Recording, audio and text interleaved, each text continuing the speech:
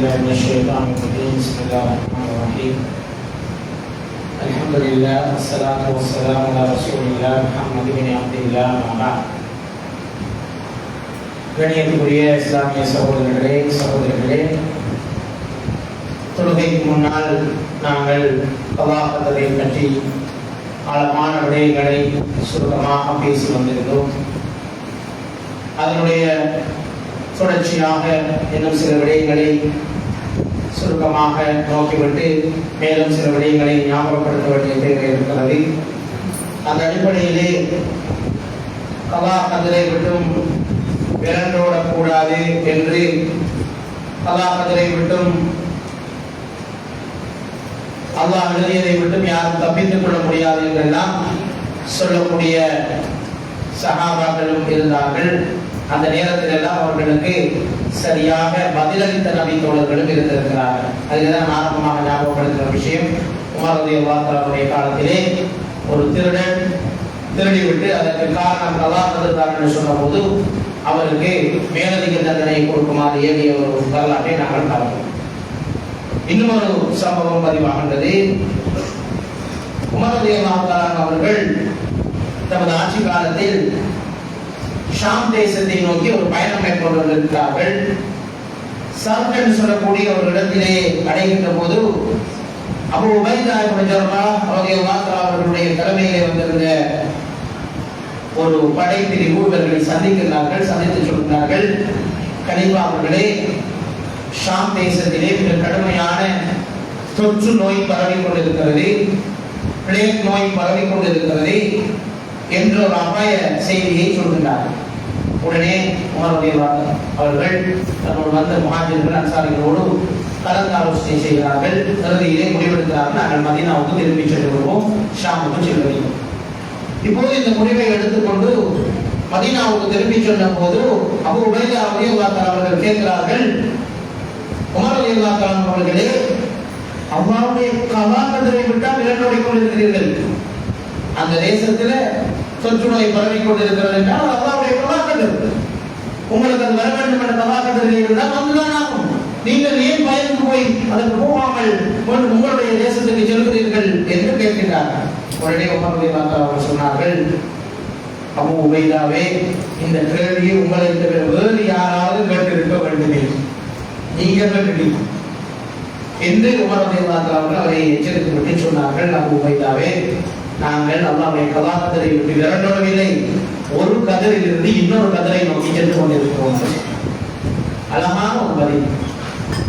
தொற்று நோய் அங்கு பரவிக் கொண்டிருப்பது அல்லாஹ்வுடைய கதிர் என்று சொன்னால் அதிலே நாங்களாக போய் மாட்டிக்கொள்ளாமல் எங்களுடைய பிரதேசத்துக்குள் நாங்கள் சென்று விடுவதும் அல்லாஹ்வுடைய கதிரிலே ஒன்றுதான் என்று சொன்ன போது அங்கிருந்த சில நபித்தோழர்கள் நபிகள் நாயகம் ஸல்லல்லாஹு அலைஹி வஸல்லம் அவர்கள் சொன்ன ஒரு ஹதீஸை ஞாபகப்படுத்துகிறார்கள். அப்துர் ரஹ்மான் இப்னு அவுஃப் ரலியல்லாஹு அவர்கள் சொல்கிறார்கள், நீங்கள் எங்காவது ஒரு தொற்று நோய் பரவி இருப்பதாக கேள்விப்பட்டால் நீங்கள் அந்த பிரதேசத்துக்கு செல்லாதீர்கள், உங்களுடைய ஊரிலே நோய் பரவினால் உங்களுடைய ஊரை விட்டு நீங்கள் வெளியிடங்களுக்கு செல்லாதீர்கள் என்று சொன்னார்கள்.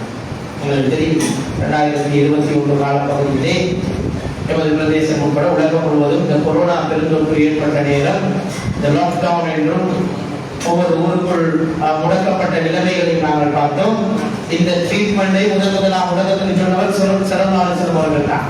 தொற்று நோய் ஏற்பட்ட ஊருக்கு நீங்களாக செல்லவும் கூடாது, தொற்று நோய் ஏற்பட்ட ஊரிலிருந்து வெளியேறி செல்லவும் கூடாது என்ற ஒரு அழகான விளக்குகளை சொன்னவர்கள் சிறந்தாலும் அவர்கள். எனவே இந்த ஹதீஸிலே, இந்த சமூகத்திலே தெளிவாக உணர்கிறார்கள், கலாக்கதிரை பிழையாக பிரயோகிக்க கூடாது, நாங்கள் முடியுமான வரைக்கும் காரண காரியங்களை எடுத்துக் கொள்ள வேண்டுமே தவிர அதனை தவிர்த்து விட்டு அல்லாஹ்விலே பழி போடக்கூடாது. நாங்களாக போய் தொற்று நோயை ஏற்படுத்திக் கொண்டு இதற்கு அல்லாஹ் தான் காரணம் என்று சொல்வது எந்த விதத்திலும் ஏற்றுக்கொள்ளத்தக்கதல்ல. இந்த கருத்தை தான் உமர் ரலியல்லாஹு அவர்கள் கொண்டிருந்தார்கள் என்பதை நாங்கள் பார்த்தோம்.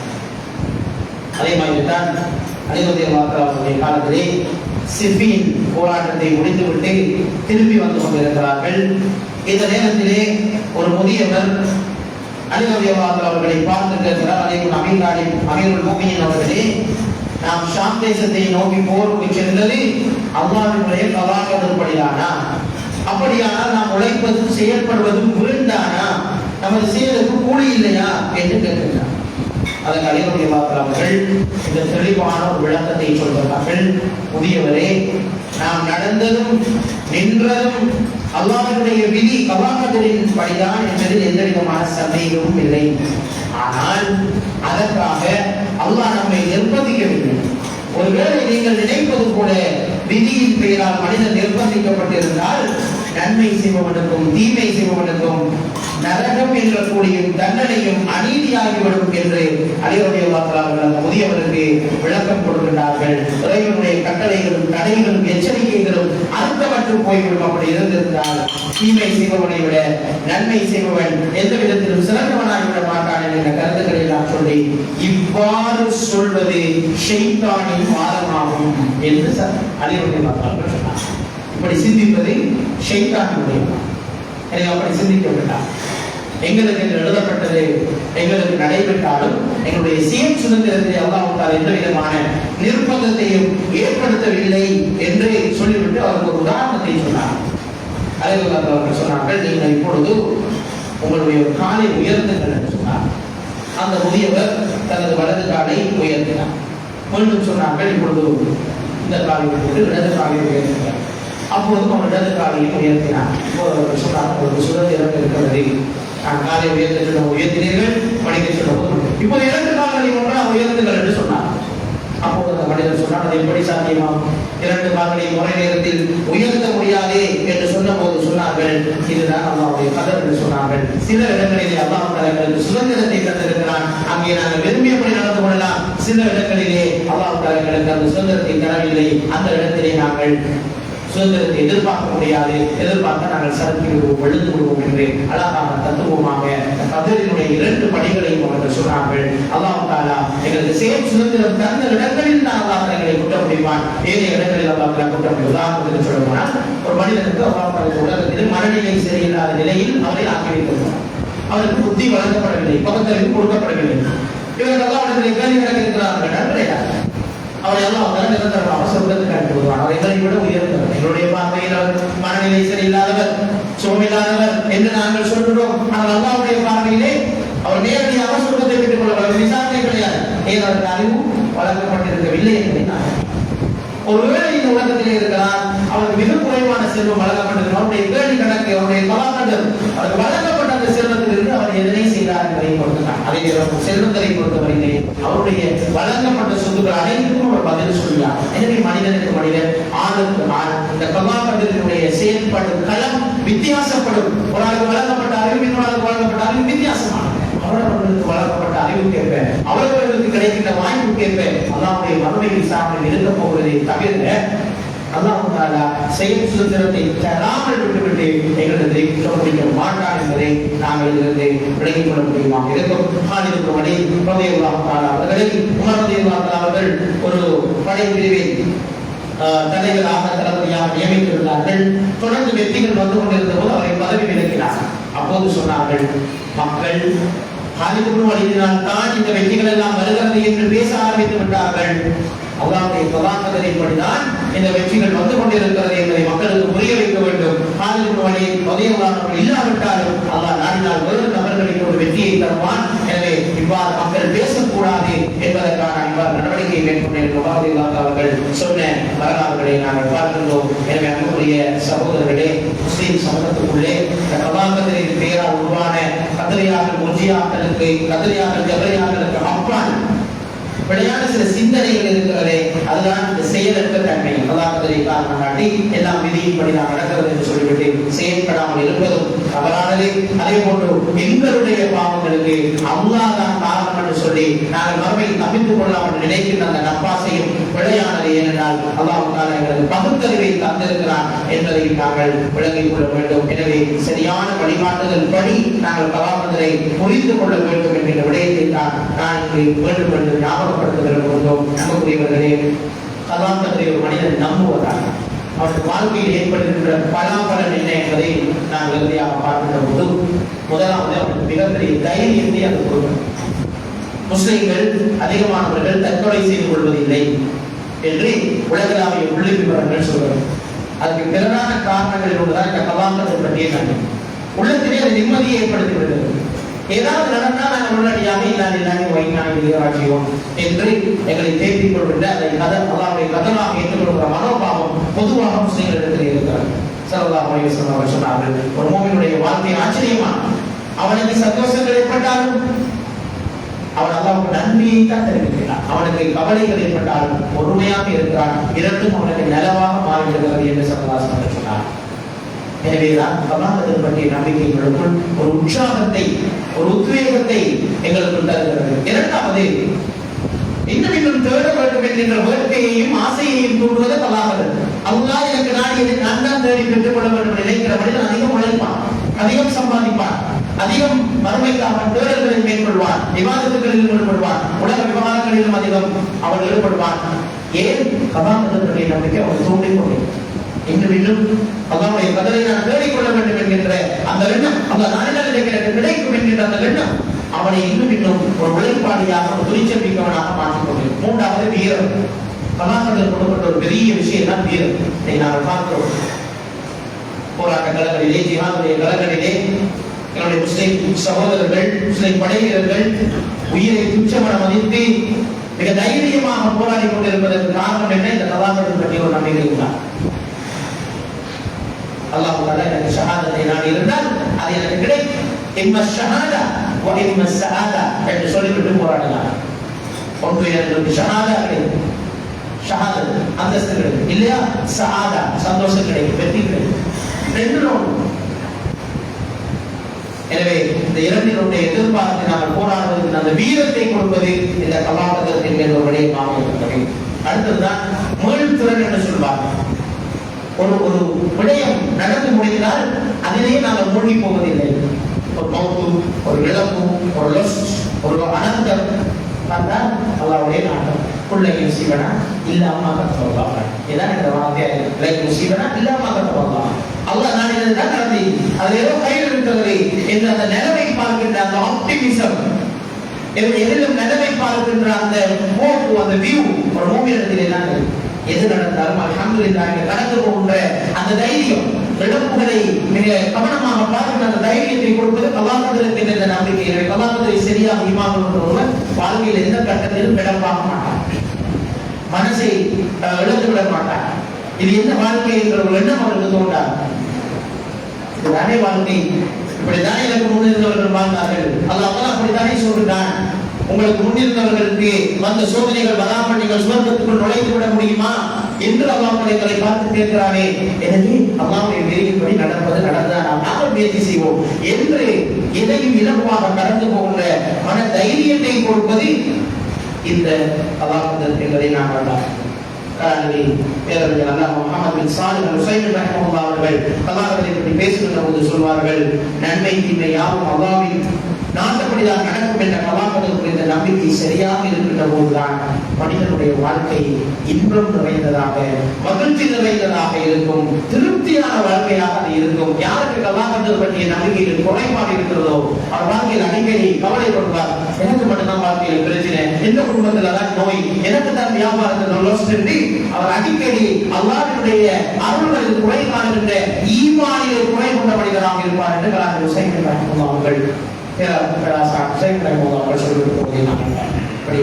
கலாகதத் என்பது மனித வாழ்க்கையிலே மிகப்பெரிய உத்வேகத்தையும் சந்தோஷத்தையும் மகிழ்ச்சியையும் தூண்டுதலையும் ஊக்குவிப்பையும் மோட்டிவேஷனையும் தருகின்ற ஒரு விடயம். அதனை பிழையாக பயன்படுத்தி தவாக்குள் வைத்து அல்லாஹ்விடத்திலே கொண்டு அதை நடக்கிறது என்று சொல்லிவிட்டு போவது சோம்பேறிகளுடைய பணி.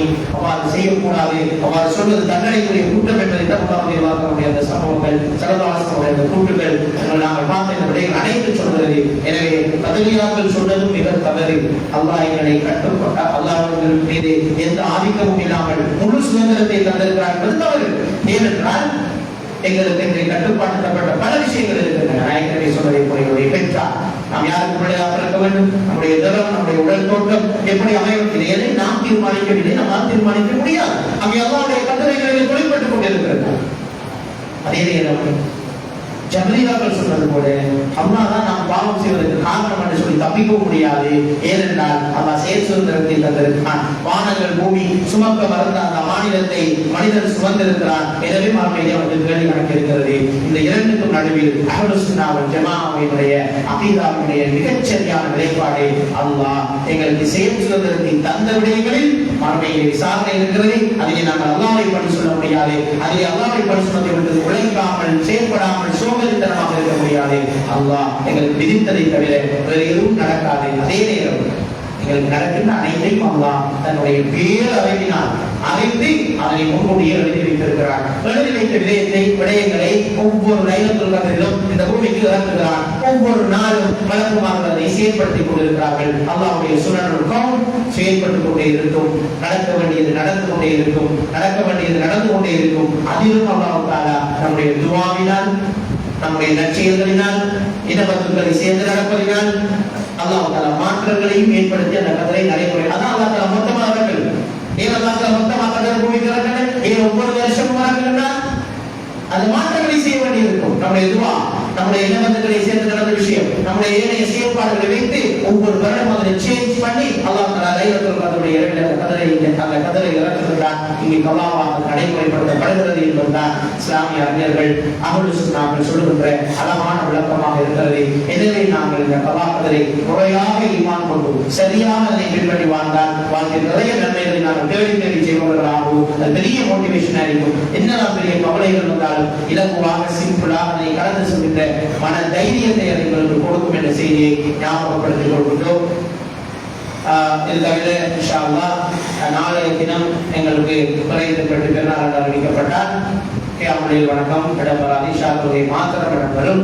பெருநாள் இல்லை என்று அறிவிக்கப்பட்டு நோன்பு என்று அறிவிக்கப்பட்டால் கியாமுல் வணக்கம் 1:45 மணிக்கு வழமை போல நடைபெறும். ஆன்மீக அமர்வு மணிக்கு இடம்பெறாது. இன்ஷா அல்லாஹ் 1:45 மணிக்கு நீங்கள் வருகை தந்தால் போதுமானது என்ற நிலையை ஞாபகப்படுத்திக் கொள்கிறோம். இன்னும் ஒரு அறிவித்தல், சில சகோதரர்கள் தொழுகைக்காக வந்து உங்களுடைய செருப்புகளை காணவில்லை என்று தொலைத்து விட்டு சென்றவர்கள் ஒரு செருப்புதாரிக்கும் அந்த செருப்புக்கான நிறுவனத்தாரோடு போனவர்கள் இருந்தால் என்னுடைய மோதின் அவர்கள் சில செருப்புகளை கண்டுபிடித்து வைத்திருக்கிறார்கள். எனவே அப்படி உங்களுடைய செருப்புகள் காணாமல் போனவர்கள் தான் இன்று அதனை பார்த்து எடுத்து விட்டு செல்லுமாறு ஒரு அறிவித்தலை எடுத்துக் கொள்கின்றோம். அதே போல அல்ஹம்துலில்லாஹ் இன்றோடு உங்களுக்கு ஒரு ஆணையும் அவர்கள் தமாம் செய்ய இருக்கிறார்கள்.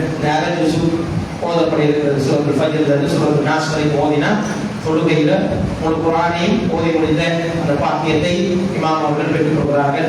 ஆயிரக்கணக்கான இந்த ஆண்கள், பெண்கள், சிறுவர்கள் எல்லோரும் இணைந்து பரக்கத்தாக 29 நாளும் மாஷா அல்லாஹ் நம்மளோட ஒரு பிரச்சனையும் ஏதாவது ஒரு பிரச்சனை வரும். நோம்பு காலத்தில் ஏதாவது ஒவ்வொரு காலத்துக்கு காலம் ஒரு சிக்கல்கள் வரும், ஏதாவது பிரச்சனைகள் வரும், சில ரீதியான பிரச்சனைகள் எல்லாம் வந்திருக்கிறது காலத்துக்காக. அல்ஹம்துலில்லாஹ் இதுவரைக்கும் அல்லாஹ்வுடைய கிருபையால கியாமுலுக்கோ எங்களுடைய இரவு வணக்கங்களுக்கோ எந்த டிஸ்டர்பன்ஸும் இல்லை. காலநிலையும் வெளியாளர்களுக்கு ஒரு இடர்பாடும் இல்லாமல், அதிகமான வெயிலும் இல்லை, அதிகமான மழையும் இல்லாமல் அல்லாஹ் தஆலா ஸ்மூத்தாக இந்த வருடம் அமல் இபாதத்துகள் செய்வதற்கான எல்லா ஏற்பாடுகளையும் செஞ்சிருந்தான். எனவே இது கடைசி தருணம். நாங்கள் செய்ய வேண்டியதை நாங்கள் தஷ்குருன்னா அல்லாஹ்வுக்கு நன்றியுடையவர்களாக இருப்பதுதான் இந்த நாளைய நாட்கள், நம்முடைய நாள் எல்லாம் நன்றிக்குரிய நாட்கள். இதை அதிகம் நாங்கள் மனிதர்களுக்கும் நன்றி செலுத்துவோம். இமாம் அவர்கள் கட்டாங்களா துஆ செய்து கொள்ளுங்கள். ஒத்த ஆளா தனியே நின்று 30 ஜுஸையும் அவருடைய குரலாக ஓதி முடிக்கிறார். ஒரு பெரிய பாக்கியம். எங்கள் எல்லாரையும் தொழுகையில ஈடுபட வைத்து மாத்திரமல்ல, தொழுகையில ஈடுபாட்டோட தொழ வைக்கிறது ஒரு பெரிய பரக்கத்தான ஒரு விஷயம். உண்மையான நரகத்தினுடைய வசனங்கள், சொர்க்கத்தினுடைய வசனங்கள், இதை ஓதுல அம்மா ஜுஸூல வரக்கூடிய பெரும்பாலான சூறாக்கள் மறுமையை பற்றின வசனங்கள். ஓதின வசனங்கள் எல்லாம் ஒரு தெரியும் மிக தாக்கபூர்வமான வசனங்கள் தான் நாங்கள் ஓதப்பட்ட விஷயம். தாய் தந்தையை விட்டு விரண்டு ஓடுவார், பிள்ளை தந்தையை விட்டு விரண்டு ஓடுவார். இந்த வசனங்கள் எல்லாம் பார்க்கறதுக்கு மிக சிம்பிளாக இருந்தாலும் மிக தாக்கபூர்வமான வசனங்கள் தான் ஓதப்பட இருக்கிறது. அதில் அல்லாஹ் தஆலா மறுமையை பற்றி பேசிவிட்டு வந்து அந்த திருப்தி அடைந்த ஆத்மாவை அடைந்து சுவர்க்கத்துக்குள் அனுப்புகின்ற நிகழ்வுகள் யா அய்யுஹன் நஃப்ஸுல் முத்மஇன்னா இர்ஜி இலா ரப்பிக ராதியத்தன் மர்தியா என்று வரக்கூடிய அந்த வசனங்கள் எல்லாம் இப்பொழுது வரப்போகின்றது. அதே போன்று சூரத்துல் ஷம்ஸிலே அல்லாஹ் தஆலா சொல்லியிருக்கிற அந்த சத்தியவானுக்கும் அசத்தியவானுக்கும் இடையிலான அந்த வித்தியாசங்களை பேசுகின்ற வசனங்கள், அல்லாஹ் தஆலா செய்கின்ற அந்த பிரமாண்டமான பிரபஞ்சத்தின் மீது அல்லாஹ் தஆலா செய்கிற சத்தியங்கள் என்று அருமையான வசனங்கள். அல்லாஹ் சொன்னால் அல்லாஹ் தஆலா ரசூலுல்லாஹ்வுக்கு செய்த நிஅமத்துகள் சூரத்துல் துஹா, சூரத்துல் இன்ஷிரா, அலம் நஷ்ரா வத்தீனி வஸைதுனா நிஅமத்துகளை பற்றி பேசுகிற சூரா. அல்லாஹ் இக்ரா பிஸ்மி ரப்பிக முதலாவது இந்த லைலத்துல் கத்ர் இறங்கின அந்த வசனங்கள் அழகான அறிவை பத்தி, தேடலை பத்தி, வாசிப்பை பத்தி பேசிக் கொண்டு போகும். அங்கால வரக்கூடிய என்ன அன்சல்னா லைலத்துல் கத்ருடைய மகிமையை பத்தி பேசிக் கொண்டு போகும். அங்கால வரக்கூடிய லம்யத்திலதீன இஸ்லாத்துக்கும் குஃப்ருக்கும் இடையிலான வித்தியாசத்தை அழகா அச்சிட்டு காட்டி கொண்டு போகும். அதுக்கு அங்கால வரக்கூடிய 4 சூறாக்கள் முழுக்க மரமே இதா சுல்சிலத்தில் அங்கு ஜில்சாலா, பூமி படிச்சு பலர்கின்ற மக்கள் எல்லாம் ஈஸ்வரன் கொண்டு சிதறுகின்ற அந்த காட்சிகளை அல்லாஹ் தஆலாவிலே வர்ணிக்கின்றார். நன்மைக்கு தீமைக்கு கூலி. அங்கால வரக்கூடிய ஆதியார் குதிரைப்பட வந்து போர் கிளம்பி புழுதிய கிளப்பின் வாரமாய் ஒரு நாள் மரும வருமே, அதுக்கு நீங்க தயாராகிக்கிறார் அல்லாஹ் தஆலா கேட்கிற அந்த கேள்விகள். அங்கால அல்பாரியா அந்த பாரியான இடையே உங்களுக்கு தெரியுமான்னு கேட்க சுத்தமான இந்த நரகத்தை பற்றி பேசுகின்ற அங்கால சூறாக்கள் முழுக்க மறுமையை பற்றி பேசுகின்ற சூறாக்கள் தான் இப்பயும் ஓதப்படுகிறது. எனவே சிந்தனையோட நாங்கள் சொல்லுவோம். கட்டாய இமாம் அவர்களுடைய ஆரோக்கியத்துக்காக எல்லாம் இந்த இடத்துல துஆ செய்து கொள்வோம். அல்லாஹ் தஆலா அவர்களுக்கு இன்னும் அழகான குரல் வளத்தை கொடுக்க வேண்டும். இன்னும் அவர்களுடைய குவத்து தாக்கிரா குவத்து ஹிஃபுதை அல்லாஹ் தஆலா அந்த ஞாபக சக்தியை மனசேர் அதிகப்படுத்தி கொடுக்க வேண்டும். கருத்து விளங்கி தொழுவிக்கிற இமாம்கள் மிக சொற்பம். அவசரமா குர்ஆன் ஓதி முடிக்கணும் என்று ஓதுற இமாம்கள் தான் அதிகம். அதுவே பிரயோசனம் இல்லை. அப்படி சொல்றது குறைஞ்சது அல்லாஹ்வுடைய இந்த வசனங்களை நிறுத்தி நிதானமா ஓதி அதில் நாங்கள் தாக்கம் அடைந்து தொழுகிற தொழுகையை எங்களுக்கு தொழுவிக்கிற அவர்களுக்காக கட்டாயம் நாங்கள் இந்த இடத்திலே அவங்களுக்கு நான் ஒன்றும் செய்யலாம், துவா செய்யலாம். கட்டாயம் நாங்கள் துவா செய்து கொள்வோம். தனியாளாக 30 ஜுஸ்வையும் தமாம் செய்யறாங்க. பாக்கியத்தை கொடுத்திருக்கிறார். தொழுகையிலும் 30 ஜுஸ்வை ரமலான் ஓதி முடிச்சு பாக்கியத்தை வந்திருக்கிறார். சில சகோதரர்கள் 30 நாள் மிஸ் ஆகாம இந்த தியாகங்களில் நின்று செவிமடுத்து தொழுகிற சகோதரர்கள் இருக்கிறார். அவங்களுக்கும் பிரமாண்டமான கூலிகளை கொடுக்க போதுமானவன். தொழுகைக்கான ஏற்பாடுகள் செய்து எல்லாருக்கும் அல்லாஹ் பரக்கத் செய்து கொள்ளட்டும். யாரெல்லாம் இந்த தொழுகையை விரும்பி இதுல வந்து நின்றோமோ அல்லாஹ் தஆலா தொடர்ந்து இஸ்திகாமத்தாக இந்த இபாதத்துகள் ரமலான் முடிஞ்சதோட போயிடாம தொடர்ந்து இருக்கிற பாக்கியத்தை தரட்டும். எல்லாருக்கும் சந்தோஷமான பெருநாள, நிம்மதியான பெருநாள கொண்டாடக்கூடிய பாக்கியத்தை அல்லாஹ் எல்லாருக்கும் அருள் பாலிக்க வேண்டும். யாரெல்லாம் நாம் எல்லாம் எதையெல்லாம் பேசினோமோ இந்த ரமலானிலே அவற்றை எல்லாம் நடைமுறைக்கு கொள்ளக்கூடிய பாக்கியத்தை அல்லாஹ் தர வேண்டும் என்று கேட்டு இந்த இறுதி ஆன்மீகம் இந்த வருடத்திலே இந்த ரமலானுக்கான இறுதி ஆன்மீகம் அமைப்போம் நிறைவு செய்து கொள்கிறோம். சுப்ஹானல்லாஹ் வ பிஹம்திஹி.